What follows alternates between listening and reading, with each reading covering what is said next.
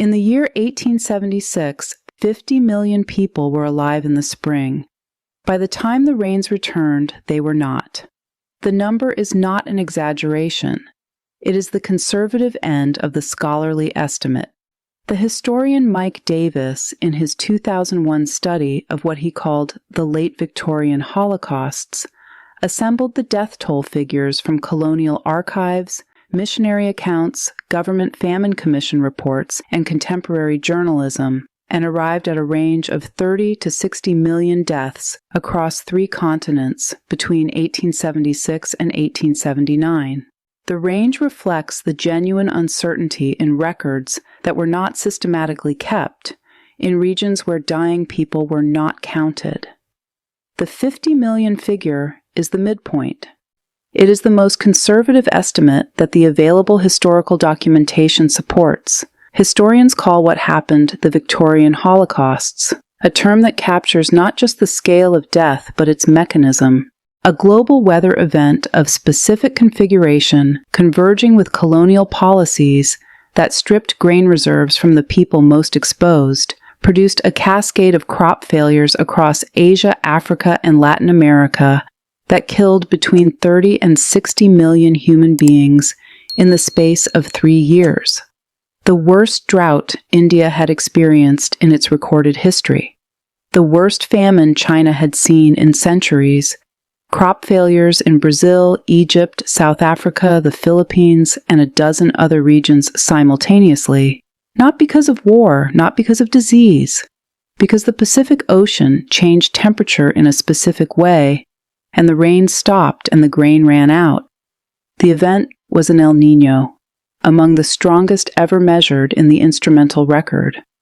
And the atmospheric scientists who have since gone back to reconstruct it from historical weather logs, coral cores, ice cores, and tree rings, describe it with a particular economy of language. They note the temperature anomaly. They note the spatial extent.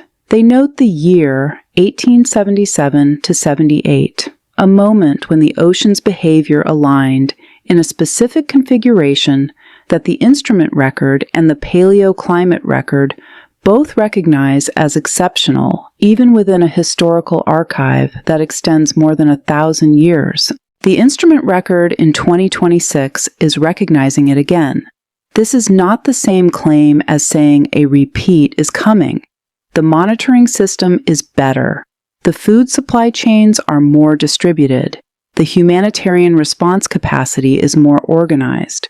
But the scientific record of what this specific kind of El Niño does, not to modern infrastructure, not to insured assets, not to supply chains that can reroute, but to the fundamental availability of water and food in the places where 1 billion people depend on monsoon rain and glacier melt and river flow, that record runs much longer than the satellite era.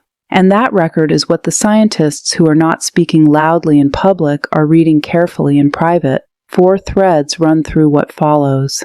The specific configuration that characterizes the most destructive El Niño events in the historical and paleoclimate record, and how closely the 2026 pattern matches it.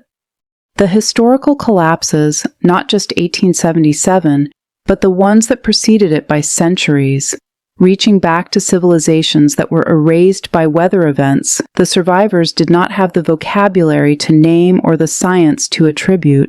Why the 2026 event is behaving more like 1997 to 98 than any event since 1997 itself, and what specific compound factors put it in a different category even than that record year. And what the monitoring system now knows with a clarity and precision that did not exist in any prior era of human civilization, that it cannot yet translate into the certainty that would compel action at the scale the data suggests is warranted. If this kind of deep, real science holds your attention, take a second to like and subscribe. It genuinely helps. The record is older and darker than most people know. Let's begin. The benchmark for the modern era is 1997 to 98. That is the number every meteorologist reaches for when describing what a severe El Niño looks like in the age of satellites, operational forecasting, and international humanitarian systems. The Niño 3.4 sea surface temperature anomaly peaked at 2.8 degrees Celsius above the long-term average in November 1997, breaking the prior satellite-era record set in 1982 to 83. The global economic cost was estimated at more than $45 billion. The human toll, deaths directly attributed to El Niño-linked droughts, floods, fires, and disease outbreaks, exceeded 23,000 people. Major river systems on 4 continents ran at historic lows simultaneously. The Amazon basin recorded its worst drought in living memory in 1997 to 98. The Mekong in Southeast Asia dropped to levels that stranded commercial shipping across Cambodia and Laos. The Irrawaddy River in Myanmar, whose seasonal flooding fertilizes the agricultural plains of the Ayeyarwady Delta, failed to reach normal flood stage for the first time in decades. Kenya and Somalia received catastrophic flooding from the enhanced short rains associated with the mature El Niño phase, killing more than 2,000 people and displacing hundreds of thousands. Coral reefs in the Indian and Pacific Oceans bleached at a scale never previously observed, the first global coral bleaching event in the scientific record. The Great Barrier Reef in Australia bleached severely for the first time in its recorded history. Papua New Guinea experienced drought severe enough to cause a food emergency that required international food assistance for a population that had been self-sufficient in food production for as far back as anthropologists had studied it. Indonesia burned. The peat fires of Borneo and Sumatra, ignited by the El Niño drought in the most fire-prone landscape on the planet, burned for months across an area of millions of hectares. The smoke plumes spread across Southeast Asia as a haze event so severe that air quality in Kuala Lumpur and Singapore was classified at health emergency levels for weeks. Visibility at regional airports dropped to near zero. The fires were eventually estimated to have released carbon into the atmosphere at a rate comparable to a significant fraction of global annual fossil fuel emissions for that year. They were a climate feedback as much as a climate impact. The El Niño killing the forest, and the burning forest amplifying the atmospheric CO2 concentration that drives the warming that will make the next El Niño more intense. The Murray-Darling in Australia failed for 2 consecutive growing seasons. The production losses to Australian agriculture were measured in billions of dollars and accelerated a restructuring of the basin's water management framework that is still ongoing. California experienced above-normal rainfall and flooding, the inverse response to the Pacific warm anomaly that damaged infrastructure across the Central Valley and produced mudslides in coastal regions that had been under drought for years before 1997 and whose hillside vegetation had been thinned by the prior dry period. The economic disruption from the California floods ran into billions of dollars on top of the losses from the previous drought years that the floods themselves ended. The 1997 to 98 El Niño is the event against which all subsequent events are measured. It is not the event against which 2026 should be measured. The 1877 to 78 El Niño is the more relevant comparison. And that comparison requires understanding what made 1877 different, not just in magnitude, but in the compound factors that amplified a severe El Niño into a civilizational catastrophe. The Indian monsoon failed in June 1876, not partially, not regionally. It failed across the full breadth of the Deccan Plateau, across southern India, and through large portions of northern India simultaneously. The failure was not a single dry month followed by partial recovery. The monsoon simply did not arrive in meaningful quantities. The soil, already dry from a poor monsoon in 1875, received almost nothing. The reservoirs that served the population centers of Madras, Bombay, and Hyderabad dropped to fractions of their capacity. The crop cycle that fed hundreds of millions of people, the Kharif harvest of rice, sorghum, and millet that was supposed to sustain families through the dry winter months, collapsed. The Madras Presidency alone, which covered most of what is now the Indian state of Tamil Nadu, entered the drought with a population of roughly 30 million people and a food distribution infrastructure that could not reach the rural districts where most of them lived.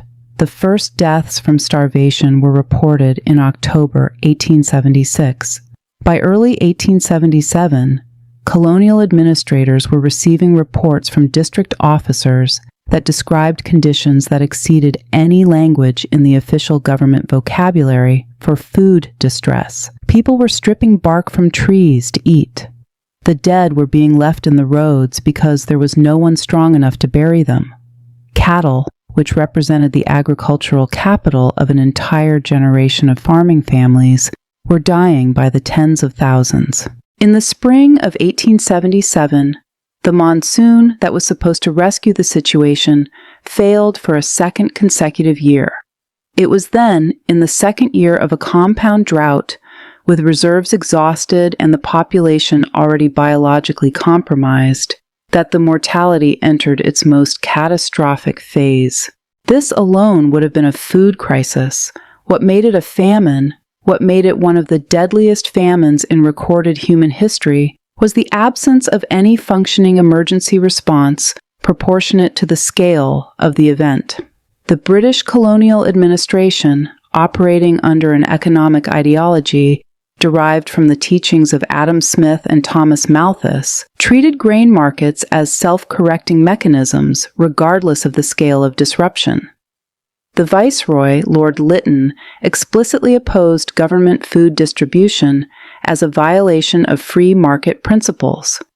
Grain was shipped out of famine districts to fulfill export contracts, while people died within sight of the warehouses.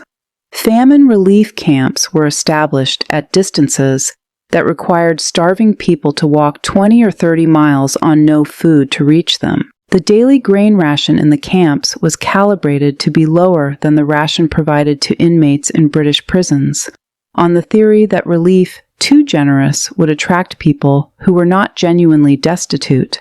The Famine Commission that investigated the disaster afterward found that millions of deaths were preventable given the grain reserves that existed in India at the time and the administrative capacity to distribute them. The food existed. The policy prevented it from reaching the people dying for lack of it. Simultaneously, and for the same oceanic reason, China was experiencing what remains the worst famine in the written historical record of a country whose written record extends more than 3 millennia. The North China Plain, the Loess Plateau of Shaanxi and Shanxi provinces, and the Wei River Valley, the agricultural heartland that had sustained Chinese civilization through dynastic collapse and reconstruction for thousands of years, received almost no rainfall in 1876 and again in 1877. The Yellow River, which had catastrophically changed course in 1855, was now running at fractions of its normal volume. The grain storage system that the Qing government maintained, the charitable granaries that had been a feature of Chinese social organization since the Han Dynasty 2,000 years earlier, was severely depleted from the disruptions of the Taiping Rebellion, which had killed an estimated 20 to 30 million people in southern China in the preceding 2 decades. The government that should have activated the granary system was governing over a fiscal and administrative structure that the rebellion had broken. The wells ran dry first. Then the winter wheat, planted in hope, produced nothing. Then the spring millet and sorghum, the secondary crop that was supposed to compensate for a bad wheat year, produced nothing. Then the livestock died, and with the livestock went the draft animals that would have been needed to work the soil for the next planting. By the spring of 1878, entire villages in Shanxi province had been completely depopulated. Western missionaries working in the interior, who provided some of the most detailed contemporary accounts, described walking through districts that contained no living humans, only bleached remains along roadsides and in the emptied beds of dried streams. Historical estimates of the death toll in China during the 1876 to 79 drought span from 9 to 13 million people. The uncertainty in that range reflects the lack of any systematic census or mortality recording in the affected provinces during the event. The death toll may have been higher. Brazil's Nordeste, the semi-arid northeastern interior, experienced what locals call the Grande Seca, the Great Drought, in the same years. An estimated 500,000 people died in Brazil alone. The concurrent drought in Egypt, which reduced Nile flooding and killed the crops that depended on the flood, contributed to economic and social disruption that accelerated the conditions leading to the Egyptian debt crisis and eventual British occupation in 1882. The sum across all affected regions, India, China, Brazil, Egypt, South Africa, the Philippines, Korea, is where the 30 to 60 million figure comes from. The range is wide because many deaths were never counted. The true toll is unknown. The scale is not. The mechanism behind all of this, the thread connecting crop failure in India with famine in China with drought in Brazil in the same years, was identified only a century later through one of the most consequential detective stories in the history of atmospheric science. Gilbert Walker was not a meteorologist. He was a mathematician, a Cambridge-trained applied mathematician whose specialty was gyroscopes and tops, the physics of spinning objects. He was appointed Director General of the Indian Meteorological Department in 1904, specifically because the government wanted someone with strong quantitative skills to attack the problem of monsoon prediction. 3 consecutive monsoon failures in the preceding decade, of which the 1877 event was the worst, had killed millions of people and deeply embarrassed the colonial administration. Walker was charged with finding the pattern that would allow forecasters to predict monsoon failure in advance. Walker did what a mathematician does. He gathered every atmospheric pressure and rainfall record available from every observation station on the planet, computed correlations between them across all timescales, and searched the results for patterns. He found one: a systematic, planet-spanning seesaw of atmospheric pressure between the eastern and western Pacific. When pressure was anomalously high in the eastern Pacific and anomalously low in the western Pacific, over Australia and the maritime continent, the Indian monsoon tended to be strong. When the pressure pattern reversed, high over the western Pacific, low over the east, the monsoon tended to fail. He called it the Southern Oscillation, because the pressure seesaw was most clearly expressed in the southern hemisphere.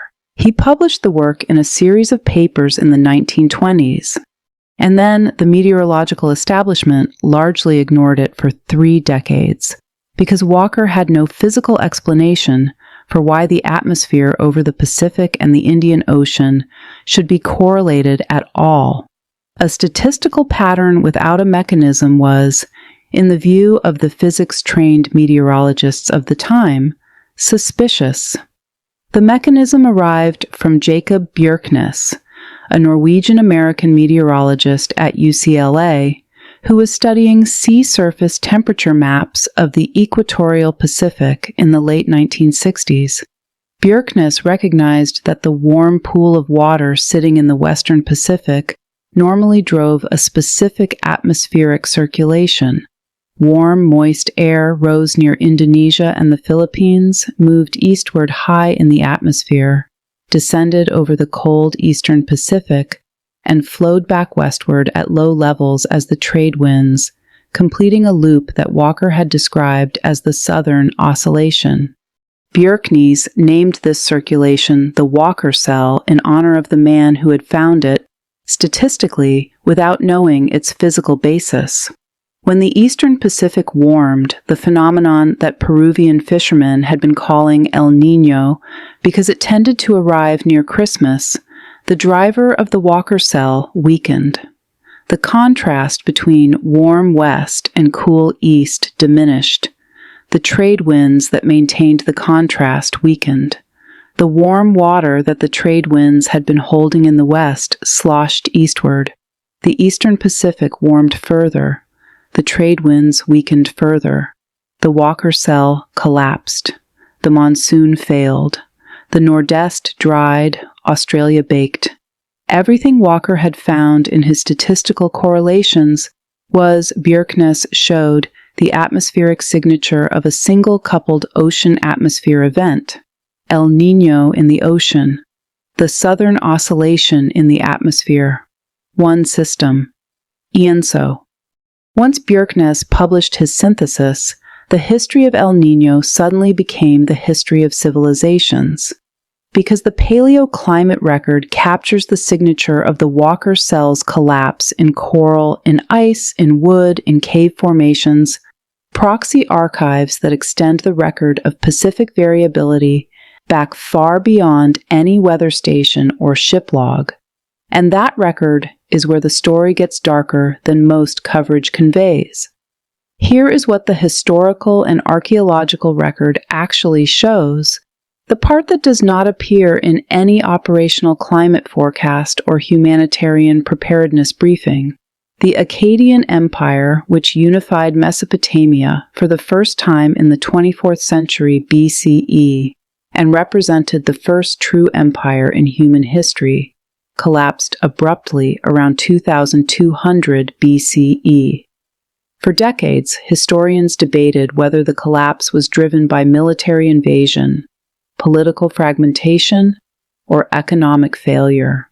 The urban centers of Agada, Nippur, and Lagash had administrative systems, grain storage, and military capacity that should have enabled them to manage most foreseeable disruptions. None of those advantages saved them. In 1993, a soil scientist named Harvey Weiss published an analysis of a Syrian site called Tel Leilan that shifted the entire debate. The archaeological stratigraphy at Tel Leilan, a major Akkadian administrative center in what is now northeastern Syria, showed a transition that had no analog in the site's 3,000-year occupation history. Layers of habitation containing pottery, animal bones, grain, and ash from cooking fires were topped abruptly by a thick layer of wind-blown dust containing no cultural material whatsoever. The city had been abandoned suddenly and completely, not gradually, not in a pattern consistent with conquest or political breakdown, but in a way that left no evidence of any human presence in the layer immediately following the habitation horizon. Geochemical analysis of the soil at the transition horizon showed the chemical fingerprints of rapid desiccation, changes in the calcium carbonate structure of the soil and in the species composition of the pollen record that are consistent with a sudden and severe drought. Weiss's initial estimate was that the drought lasted approximately a century, which has since been revised upward to approximately 3 centuries using improved dating and proxy methods. The event is now called the 4.2 kiloyear event, the climate disruption 4,200 years ago, and its signature has been identified in marine sediment cores from the Gulf of Oman, in stalagmite oxygen isotope records from caves in Oman and Iran, and in lake sediment cores from across the Middle East and East Africa.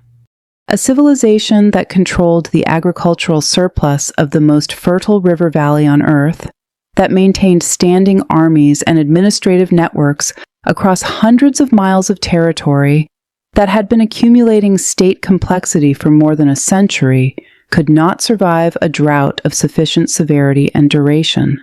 It did not. the classic Maya civilization of southern Mexico, Guatemala, Belize, and Honduras represents the second case that the paleoclimate record has reconstructed in detail. The classic period reached its peak between approximately 600 and 800 CE. The city of Tikal, in what is now northern Guatemala, enclosed a population of perhaps 60,000 to 70,000 people within its core urban zone and a supporting hinterland population of several times that. The monumental architecture of the classic Maya, the massive temple pyramids visible above the jungle canopy, the palaces, the ball courts, the sakbiab or paved roads connecting cities, required an enormous investment of organized labor that was sustained by agricultural surplus large enough to feed both the laboring population and the directing class. That surplus depended entirely on the summer monsoon rains that fell between May and October each year. Without them, the corn that was the caloric foundation of Maya civilization did not grow. Maya agricultural systems, including raised field agriculture in the lowland swamps and terraced hillside agriculture in the highlands, were sophisticated but fundamentally dependent on reliable summer rainfall.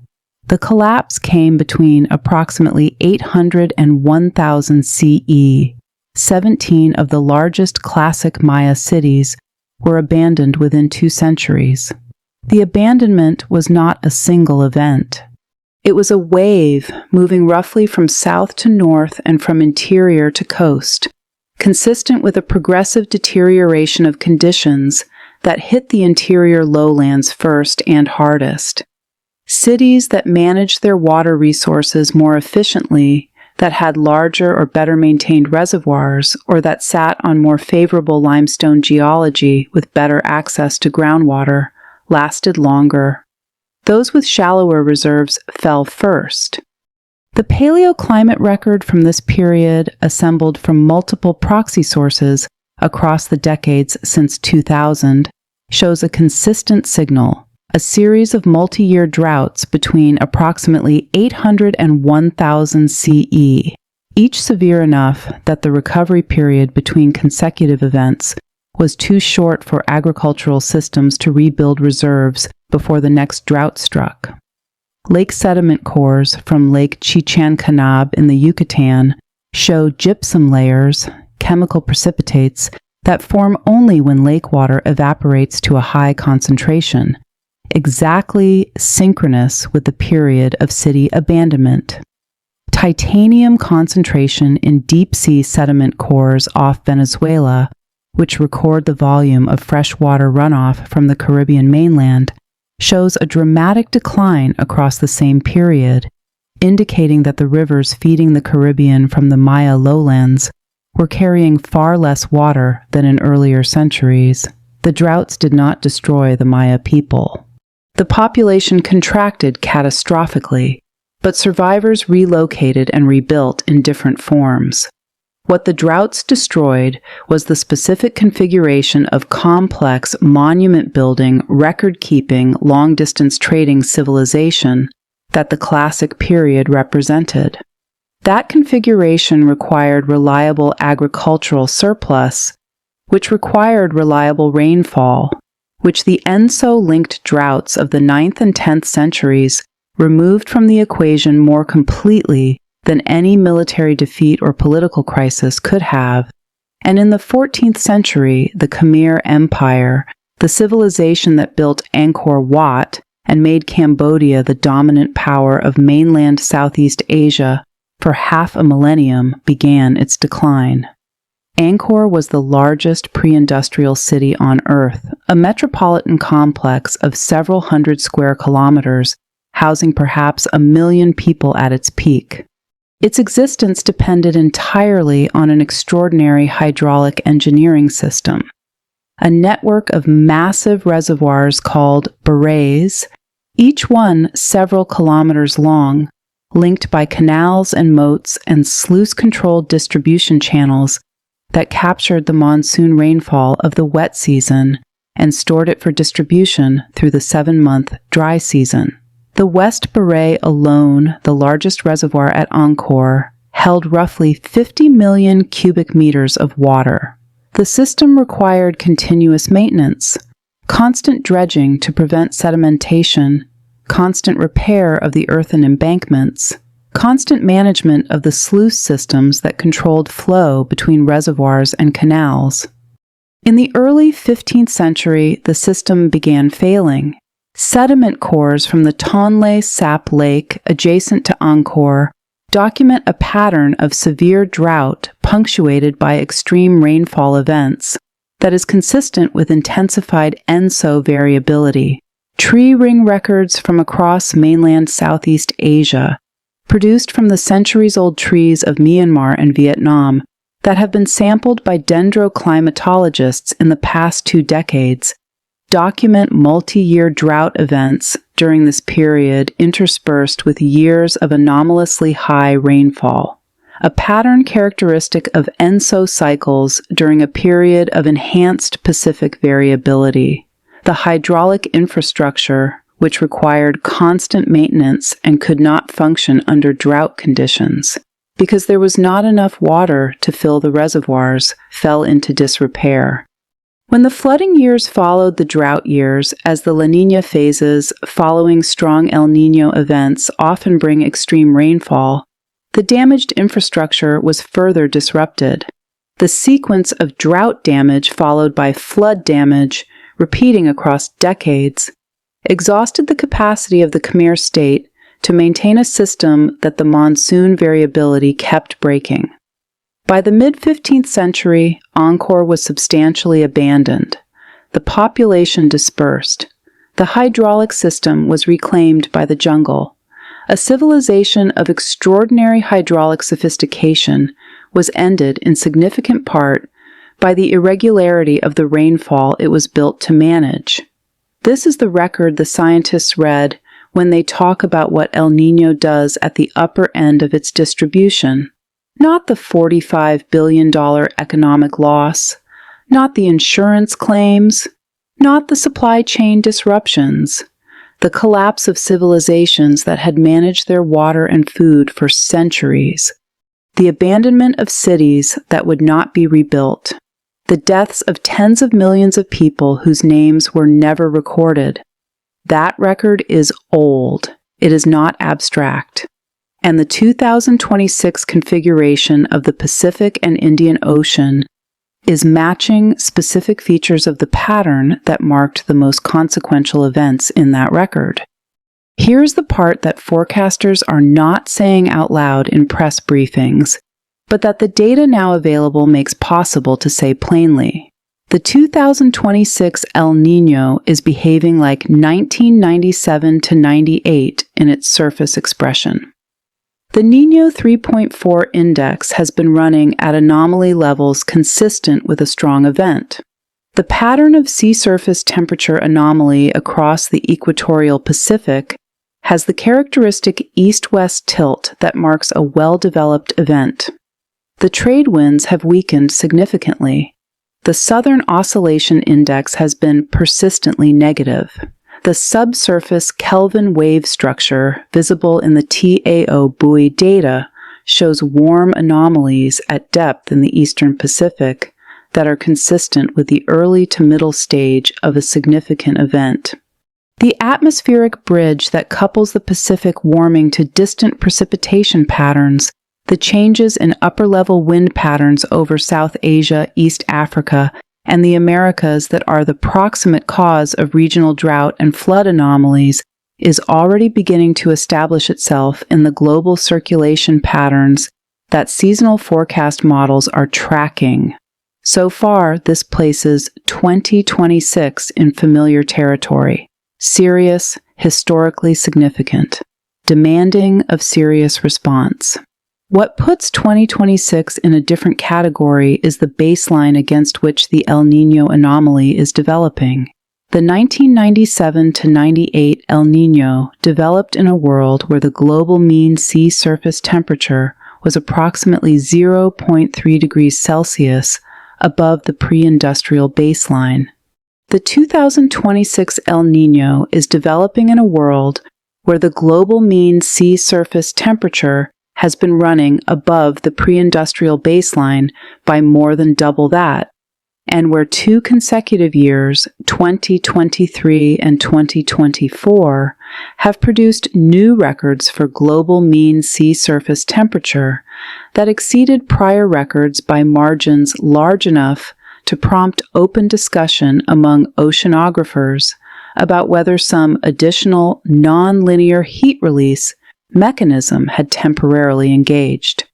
The practical consequence is this. The absolute temperature in the regions most critical to the monsoon systems, the equatorial Indian Ocean, the Bay of Bengal, the Arabian Sea, the Western Pacific warm pool, is not just anomalously warm relative to this year's average. It is warmer than those regions have been at any point in the period of instrumental measurement.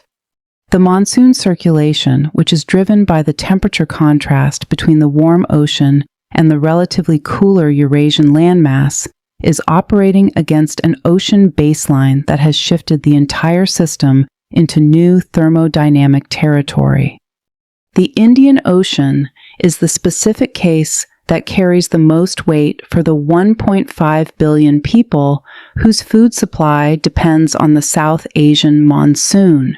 The Indian Ocean has no direct El Niño mechanism of its own. It does not generate Kelvin waves or have the trade wind structure of the Pacific, but it is coupled to the Pacific through atmospheric teleconnections, connections transmitted through the upper atmosphere that cause the Indian Ocean to warm in the year following a Pacific El Niño. After the El Niño ends, the Indian Ocean retains its elevated temperature for months to a year, and that residual warmth continues to suppress monsoon rainfall even after the Pacific has returned to neutral. In 2026, the Indian Ocean is starting from a baseline that is already at or near record levels before the Pacific El Niño's atmospheric influence amplifies it further. The compound effect, anomalously warm Indian Ocean baseline plus Pacific El Niño teleconnection, is the specific configuration that produces the most severe monsoon deficits in the observational record. The Indian Ocean dipole adds a third layer. The IOD is a mode of variability in the Indian Ocean itself, a temperature contrast between the western and eastern Indian Ocean that oscillates independently of the Pacific. When the IOD is in its positive phase, Western Indian Ocean warm, Eastern Indian Ocean cool, it reinforces the El Niño signal over South Asia and enhances drought conditions across Indonesia and Australia. The 2023 positive IOD event, which combined with the developing Pacific El Niño of that year, contributed to below normal monsoon rainfall across India's southern peninsula and to severe drought conditions in eastern Australia. The IOD has returned toward positive values in 2026, aligning once again with the Pacific El Niño. A triple compound, warm Indian Ocean baseline, positive IOD, and Pacific El Niño teleconnection, all pointing in the same direction for the South Asian monsoon. No prior strong El Niño in the satellite era has developed against a background of simultaneously elevated Indian Ocean baseline temperatures, a positive IOD, and the current global mean sea surface temperature baseline. The closest analog in the instrument record is late 2015 to early 2016, when the 2015 to 16 El Niño, the strongest in the satellite era until it was challenged by 1997 to 98 in the subsequent analysis, combined with Indian Ocean warming to produce the worst rainfall deficit in the Ethiopian highlands in 50 years, record drought in the southern African grain-growing regions, and a severe food crisis across the Horn of Africa. The 2026 configuration starts from a warmer baseline than 2015 did. The El Niño signal is stronger than 2015, was at the equivalent stage of development, and the PDO, the decadal background oscillation of the Pacific that amplifies or dampens El Niño's regional impacts, is showing the positive phase rotation that was discussed in the previous season's forecasting literature as a potential amplifier. The 1789-93 El Niño is the one historians who work on this rarely discuss in public because its consequences were so widespread and so entangled with other causes that attributing them to ENSO alone would be contested. But the paleoclimate reconstruction of that event, assembled from tree rings, coral, and ice core data by researchers including Joël Gergis at Australian National University and colleagues across the Pacific Basin paleoclimate community, documents a Pacific Sea surface temperature anomaly that rivals or exceeds 1877 in the proxy record.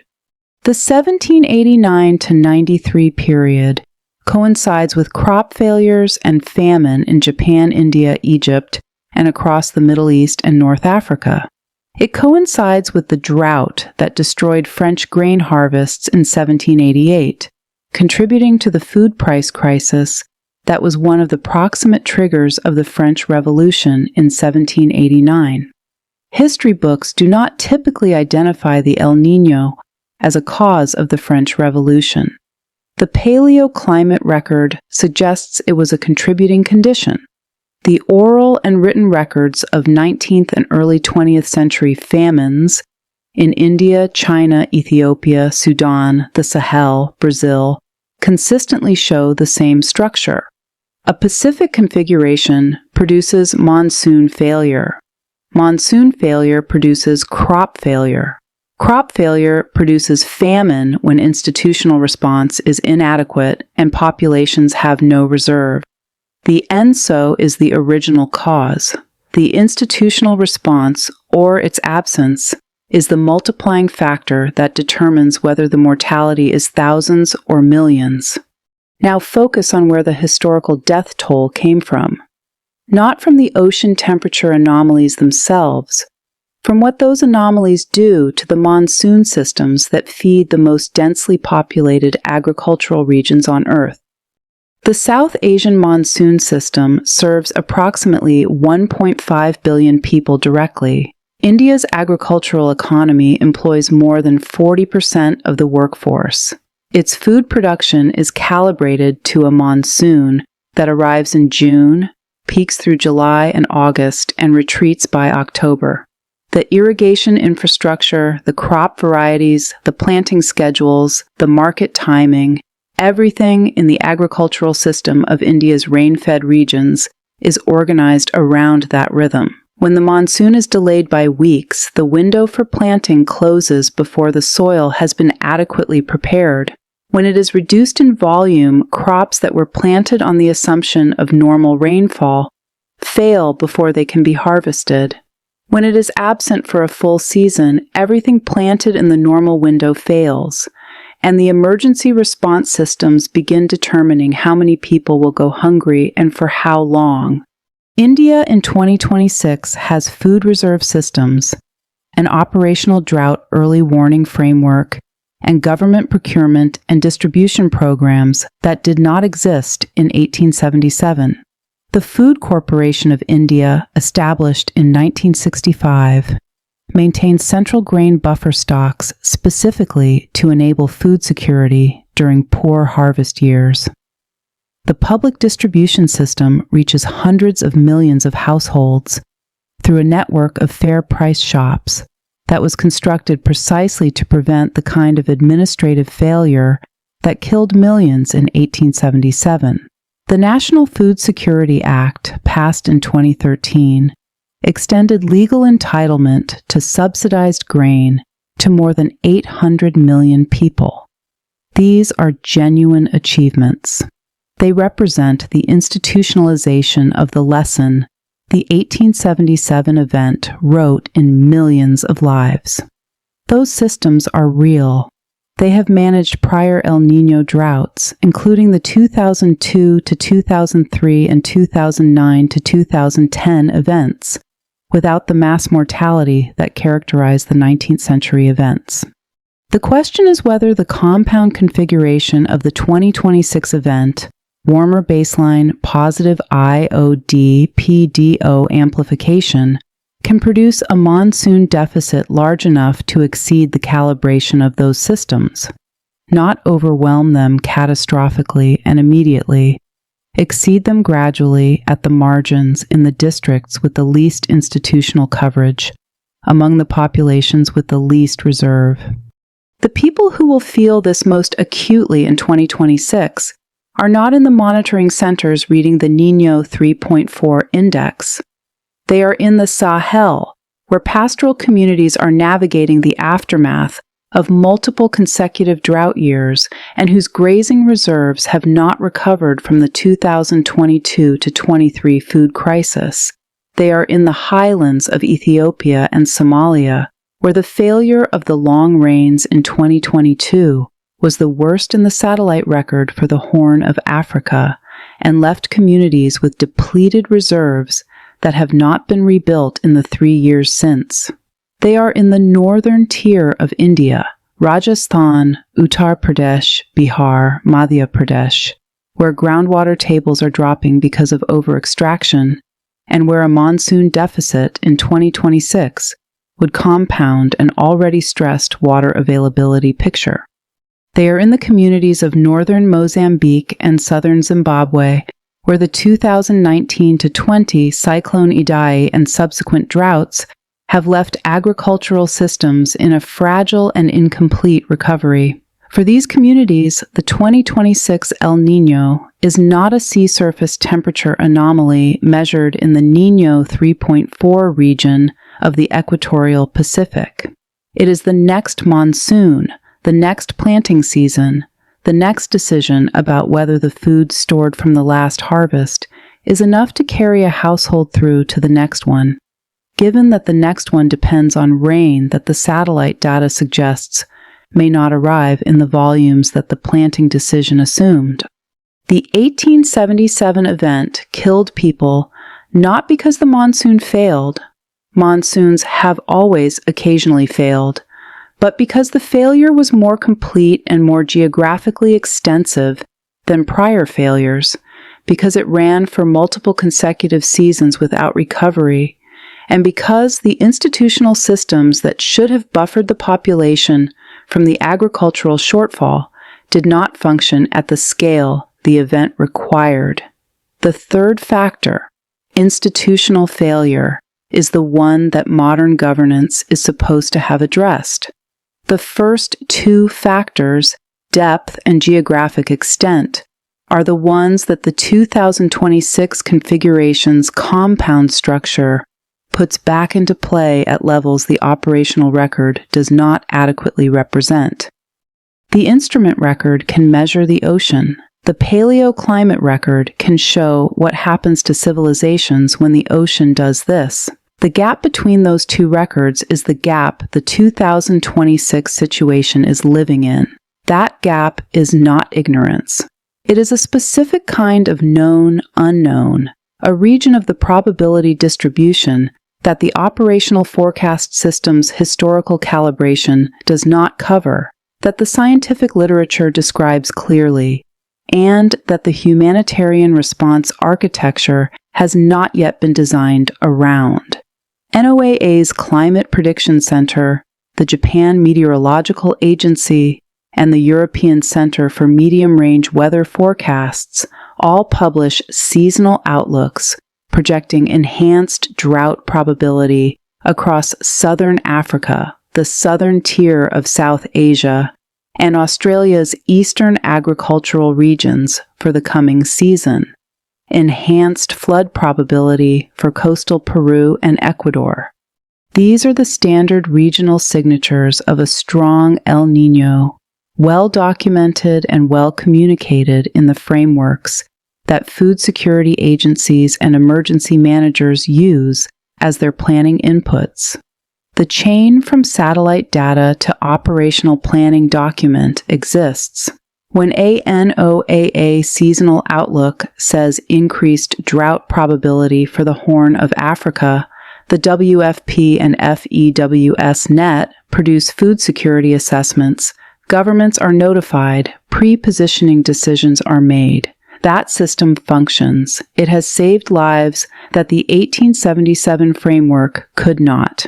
The limits are calibration limits. The operational outlook is built around the 70-year instrumental record and the 40-year satellite record. Every probability statement in every seasonal forecast has an implicit boundary. This is the probability given that the future will look like the range of past events that the model has trained on.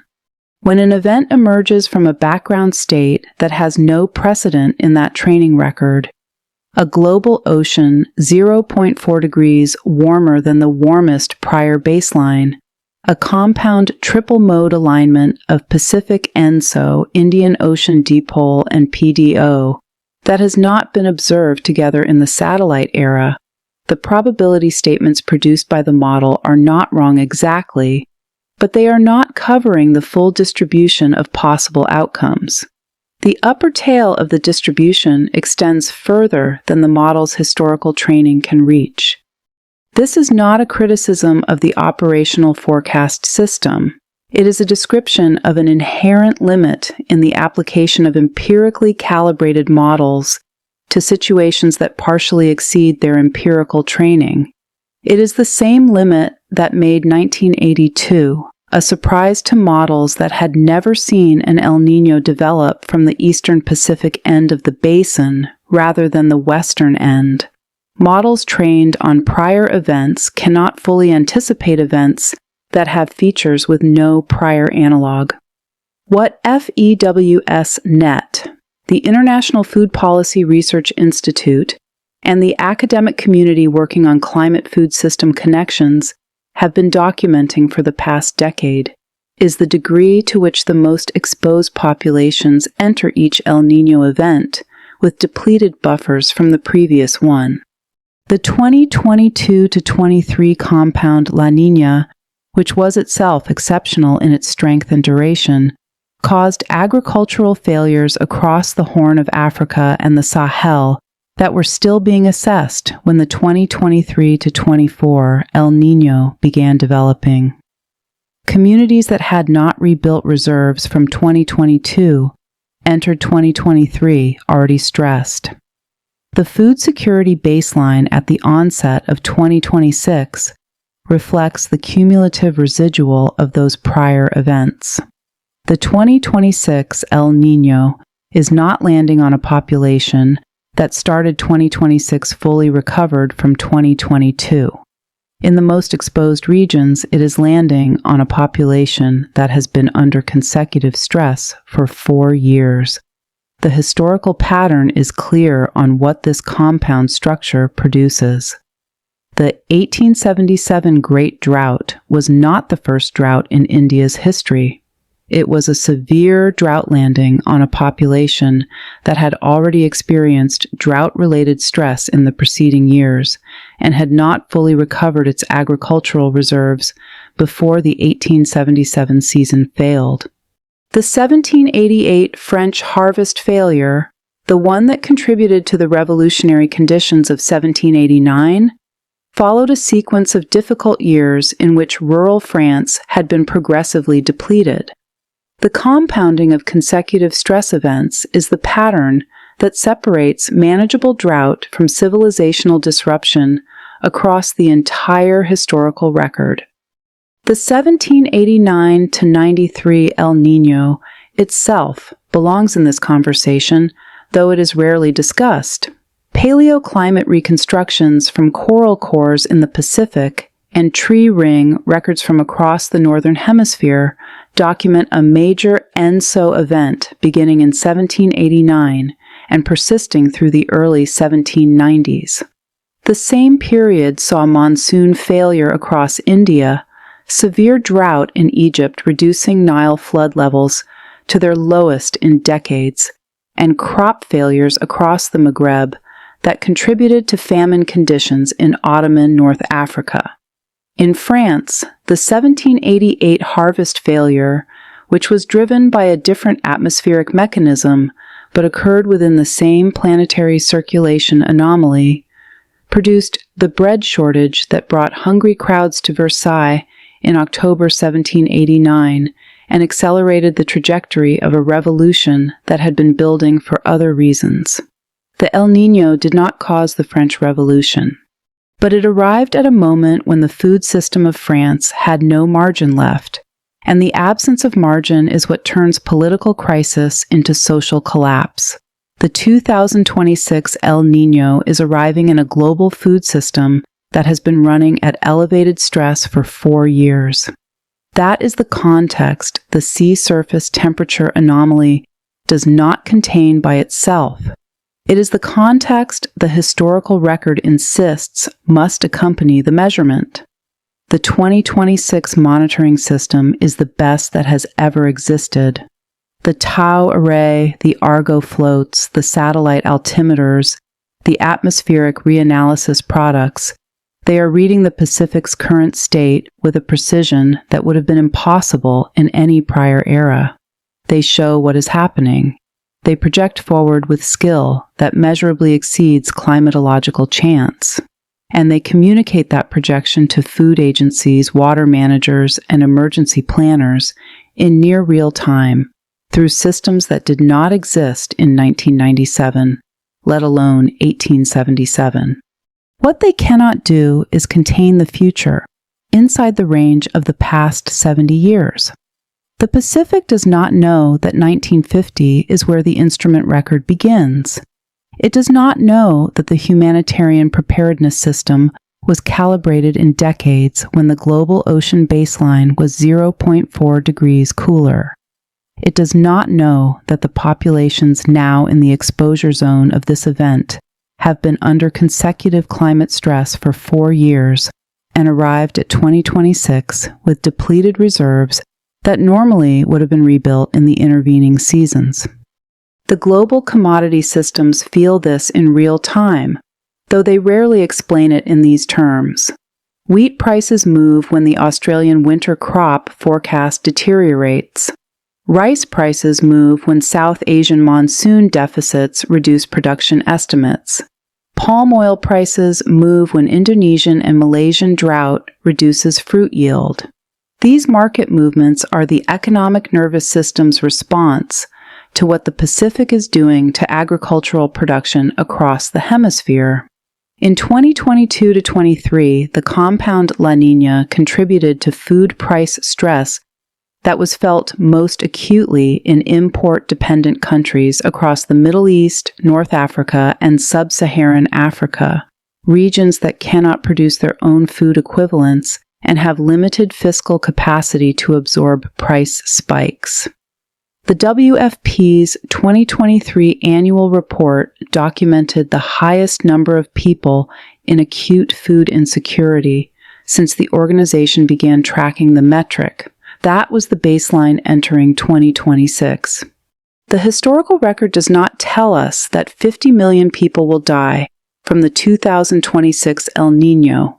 The institutional differences between 1877 and 2026 are real and large. But the historical record does tell us, consistently and across multiple civilizations and multiple centuries, what a compound El Niño event arriving on top of depleted agricultural reserves and stressed populations does when it exceeds the calibration of the response systems in place. It exceeds them. The degree of exceedance determines the consequences, and the 2026 compound structure, ocean baseline IOD alignment, PDO phase, cumulative prior stress, is placing the event further outside the calibration of the response systems than any event in the satellite era has done. The coral cores from the Pacific record the temperature of the water that grew them, year by year, isotope by isotope, back through centuries.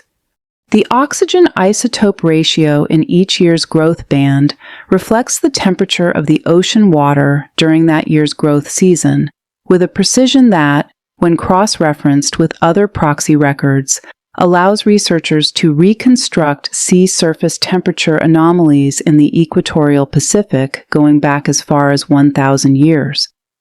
The ice cores from Greenland and Antarctica record the atmosphere of years long past, locked in bubbles of ancient air compressed by the weight of glaciers above, preserving the composition of the atmosphere at the time the snow fell and was buried.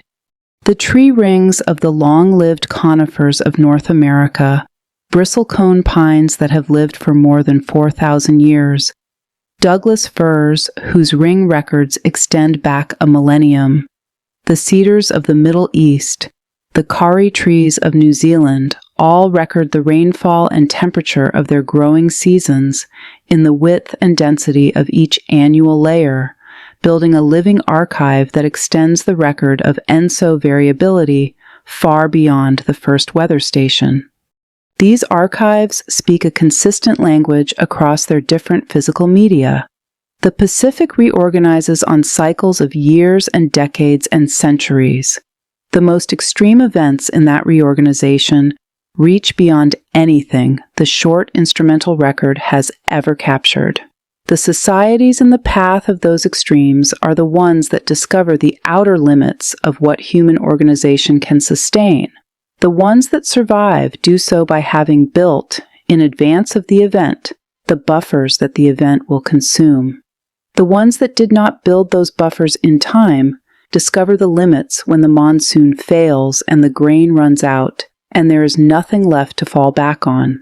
The 2026 monitoring system is the best that has ever existed.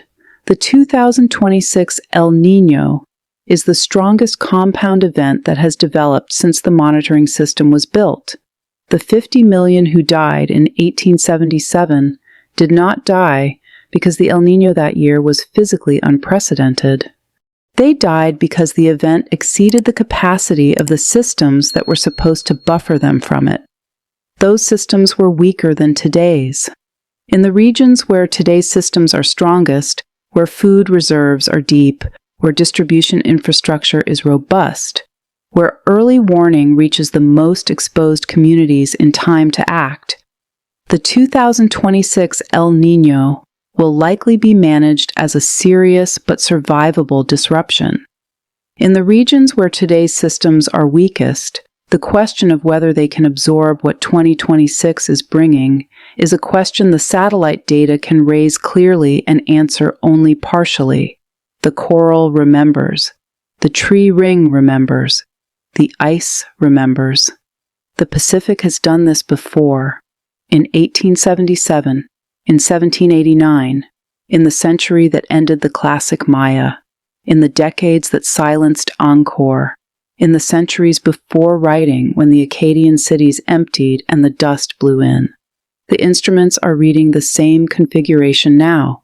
The ocean is moving.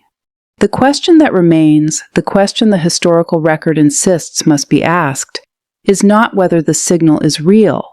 It is whether the systems built to buffer the people in its path are standing where they need to stand, at the scale the event requires, in the places it will hit hardest. The Pacific has decided. The monsoon is next.